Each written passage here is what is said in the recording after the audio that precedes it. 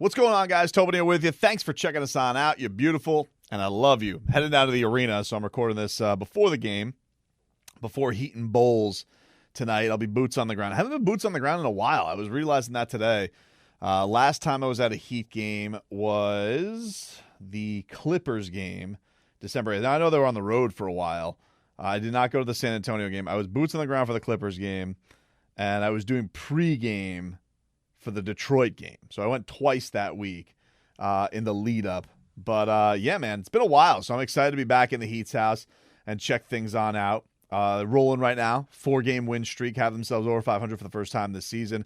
And they are welcoming in the Chicago Bulls. Chicago, who is struggling right now mightily with their record. A lot of smoke around them about whether or not they're going to blow things up and go in another direction and things like that. Right now, Chicago is 11-18 on the season. They've lost 4 in a row and are out of the play-in right now.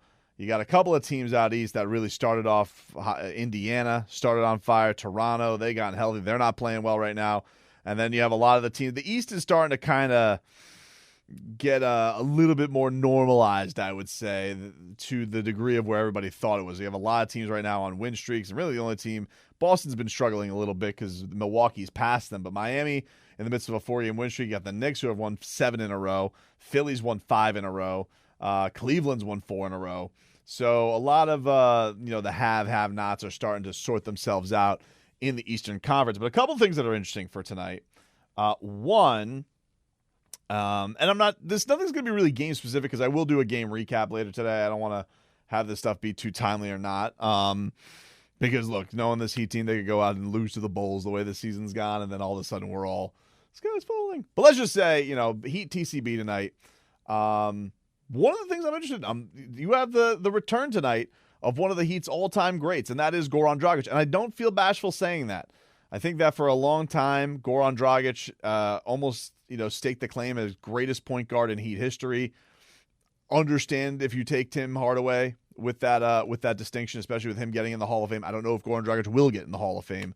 Tim Hardaway, I think, is likely the number one answer, but I do think that if Goran would have gotten that championship and the bubble, if he would have been able to play in that finals actually healthy, who knows? I mean, I think it's one of the things that's untold and nobody really gives it the respect it deserves because it's Goran Dragic. It's not some superstar, but he is a former All-Star. He was the leading scorer for the Heat in that postseason. And everybody just kind of poor you guys didn't have Goran Dragic. But I'm interested. I genuinely do think that this is a team that could use what Goran brings to the table. And it was interesting to hear him publicly kind of call out the Chicago Bulls as a very respected veteran. They made a lot of big moves. They brought in DeMar DeRozan last year, who had a fantastic year. Zach LaVine kind of dealing with this knee thing, but got the big money. Nikola Vucevic, they gave a big deal. They made a big deal to acquire him. And, it's just not kind of working out for him right now. But Gogi, who's playing 17 minutes a night, he's shooting 40% from 3 this season. 44% from the field. Something to this degree. I'm just saying, a Goran Dragic presence on the bench would just speak to me. Just a little spark every now and then. I would love to bring Goran Dragic back to the Miami Heat. I would. And yes, he's one of my favorite players of all time. I love the way he played, how hard he played. I love the fact that he was one time a captain for the Miami Heat franchise. And really one of the things that I love about Goran is that, he really only got that chance with Jimmy here to contend. And he was really brought here to contend with D. Wade and Chris Bosh. Because of Chris Bosh's health issues, never really got that opportunity up until the time Jimmy Butler came here and they became very close. And, then that second, after the run it back season, Goran just physically didn't seem like he was holding up. He kind of good up and down with his health, his leg health and things like that. And, they ended up dealing him. And it was a crusher. It was a crusher because I loved Goran Dragic. I wasn't always the biggest Kyle Lowry fan. So that one hurt me. That one I understood it because Goran had a tough year physically and they wanted to make a big move and bring in another guy that Jimmy's really close with Kyle. But for me, I would love to see Goran be brought back to the Miami Heat. Not making anything with the Nets, with the Bulls this year. I think this bench could use a little revitalizing. I think people are still sorting some things out. Who knows with this Gabe Vincent injury? He's been out for a little bit now. Gabe's had some injuries in the past.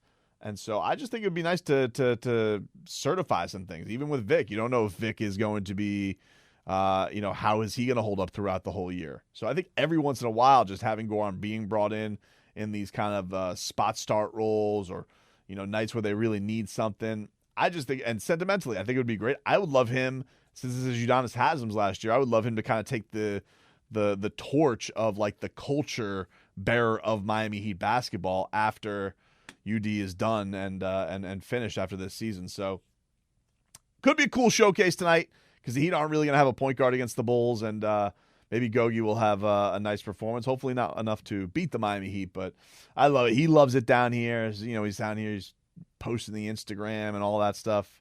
He's the best. I mean, he really is, and he is a delight.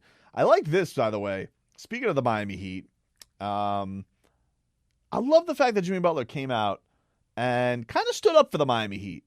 Jimmy Butler never really seems to let national narratives bother him, shake him, doesn't really pay it any mind. But I love the fact that when they were in Mexico City playing the Spurs, Jimmy Butler says, quote, "I don't feel like the NBA rock with the Miami Heat too much anyway. At least we get to play somewhere. We don't get no TV games or nothing." And I love the fact that Jimmy's saying that because we've been talking about this forever, about how the Heat just get nationally overlooked. The Heat get nationally disrespected. They don't get the recognition when it comes to awards or All-Stars or TV. I understand where the Heat are right now. I'm talking about if you look at the landscape of where they have been over the last 3 years, teams who have had as much success as they have with the players that they have, quality players that they have, you would think that they would get more national exposure compared to like big markets with mediocre talent and stuff that's not that entertaining, and they don't. Now, coincidentally, the Heat do actually have a good handful of national TV games coming up. This has to be their busiest stretch because in January they have 6 games. They got two straight games on ESPN on a Wednesday and a Friday. They got an ABC afternoon game, a TNT against the Hawks. They got the Dallas Mavericks. That's going to be on national TV. And then the Boston Celtics at the end of the month, the last showdown, and that'll be at home. But, yeah, they really don't get that kind of exposure. And I think the thing that is interesting about it is that it's coming from Jimmy. Bam will say this all the time. Bam will talk about why doesn't he get the DPOY recognition? Why doesn't he get the same recognition as a Robert Williams or a Rudy Gobert or any of these guys? And he goes, well, they're on the Suns. Well, they're on TV more. We're never on TV. Bam's not afraid to say this type of stuff. And not that Jimmy's afraid, but Jimmy just doesn't typically give this stuff a lot of shelf life. He doesn't usually give it a lot of fuel. And so for him to come out there and basically be like, the NBA doesn't rock with us. They don't give us what we feel like is kind of the exposure that we normally should get. I love that. I love the fact that Jimmy Butler is speaking of that because he is the face of the Heat, and it feels like every single year since he's been here, we're like, everybody's like hit with this revelation of Jimmy Butler being an excellent player in the midst of the playoffs when they're just like, you guys could watch this more times this year, and the rest of the country could kind of get some exposure to this as well. But it is not sadly the case. We don't typically see that when it comes to your Miami Heat and the that type of exposure. But look, all that stuff has to be put aside. They're still TCB, and their shows got to make their record a lot prettier. As we said, a lot of teams above them right now are surging, so the Miami Heat really do have to keep pace and keep beating a lot of these teams that they have better records than, and that they should get on a roll against. Because right now they got Chicago, Indiana, Minnesota, and they have LA. And the only team of that group who has a winning record is Minnesota. They're just over 500. Same record as the Miami Heat, 16-15. But before they get out, I know an 8-game win streak is probably a lot to ask for, but every one of these games they should be expected to win. Every one of these games they should be expected to win. And they got to take advantage of these games at home. That last homestand, they really yacked all over themselves against the losses to the Spurs and to the Pistons. So this is a time where if they really get their footing going, that hopefully they could take advantage and really get on some kind of a real roll here.